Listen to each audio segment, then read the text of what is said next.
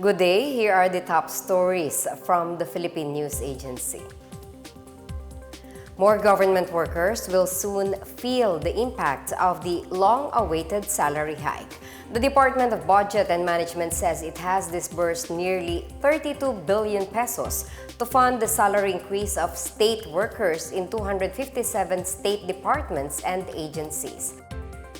According to DBM, the fund covers the retroactive pay hike effective January 2024 under the Salary Standardization Law 6, signed by President Ferdinand R. Marcos Jr. in August.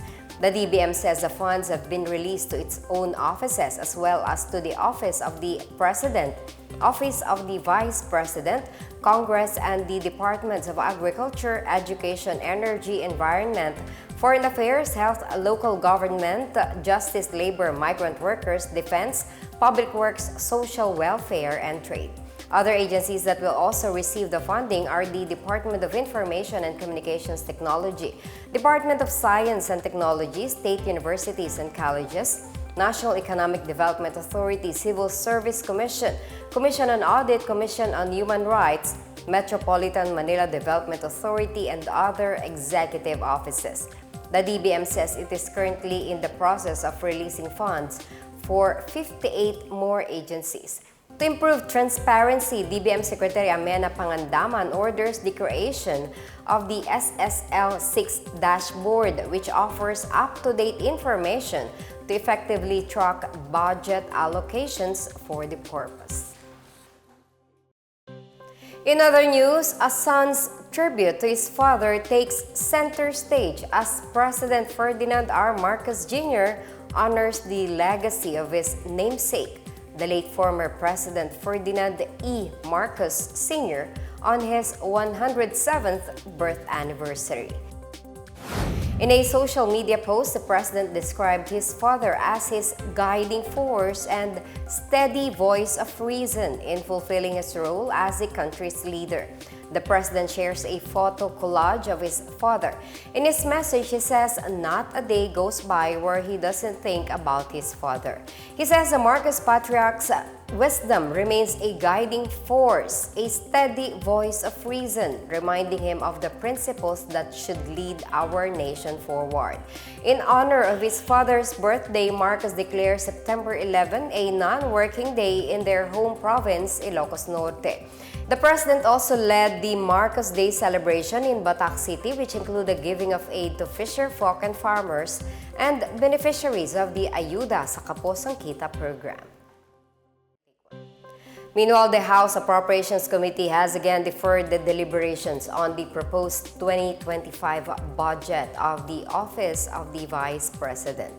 This after Vice President Sara Duterte and her entire office skipped the second hearing.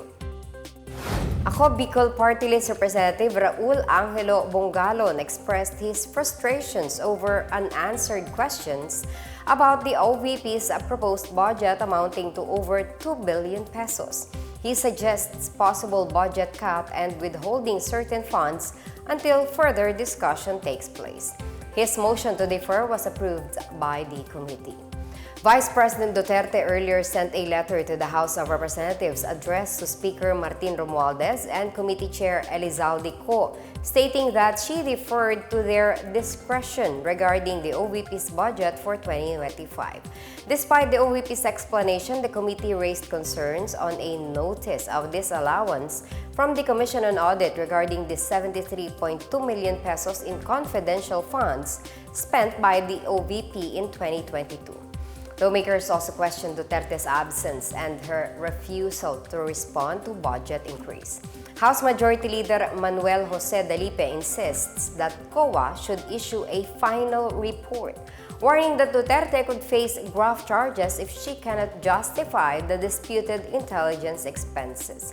The Vice President's absence did not sit well with Co, accusing her of evading critical issues surrounding the OVP spending of confidential funds. He also described Duterte's recent video message as a diversionary tactic, likening her approach to that of her father, former President Rodrigo Duterte, to evade discussions regarding real issues hounding her. Sinasabi niya, Hindi lang daw sanay ang ilang miyembro ng Kongreso na hindi makuha ang sagot na gusto nila. Karapatan at trabaho ng Kongreso ang pagbubusisi ng budget. Ang hindi niya pagsagot sa maayos na tanong at lalo pa ang hindi niya pagdalo sa hearing ngayon ay nagpapakita na kawalang respeto at paggalang sa mga kinatawan ng taong bayan. Hindi lang po kongresista ang winalanghiyan niya dito, kung hindi ang buong sambayanang Pilipinas. He stressed that these actions undermine the legislative branch duty to represent the public's interest. Ko meanwhile suggested reallocating OVP funds for social services to other government agencies such as DSWD and DepEd, citing concerns over Duterte's previous handling of public funds. Abogado pa naman siya, pero mukhang absent siya nung tinuro ang prinsipyo ng separation of powers at Kongreso bilang co-equal, kapantay ng sangay ng gobyerno ng ehekutibo. Batay sa ating representative democracy, ang mga kongresista ay binoto bilang kinatawan ng taong bayan. Kaya kapag ang isang kongresista ay nagtatanong sa paggamit ng budget, siya ay nagtatanong hindi lang bilang individual, kundi bilang kinatawan ng Pilipinong bumoto sa kanya. A fresh approach to peace building is underway as the National Task Force to End Local Communist Armed Conflict, or NTF-ELCAC, is adopting a positive peace framework. With the dwindling of the communist insurgency threat, the task force is shifting its focus from merely ending the conflict or violence to fostering peace and progress in the community. During the Positive Peace Training in Manila, NTF-ELCAC Executive Director Undersecretary Ernesto Torres Jr. underscored the importance of going beyond traditional security measures and adopting a more holistic approach that considers the social, political, cultural, and economic factors that contribute to a peaceful and prosperous society. During the training, Torres emphasized that peace encompasses the integrity of the social, political, and cultural and economic foundations. He says that as peace builders, there is a need to adopt new perspectives to achieve a just and lasting peace, along with inclusive development. The one-day training, hosted by the nonprofit think tank Institute for Economics and Peace in collaboration with the NTF-ELCAC, equipped participants with tools and strategies to integrate positive peace principles into the task force's cluster action plan. Good news for those who are planning to wander in the City of Love. All is set for the upcoming launch of Air France non-stop Manila-France flights. Air France announced that it will start flying from Paris to Manila and vice versa on December 8, thrice a week.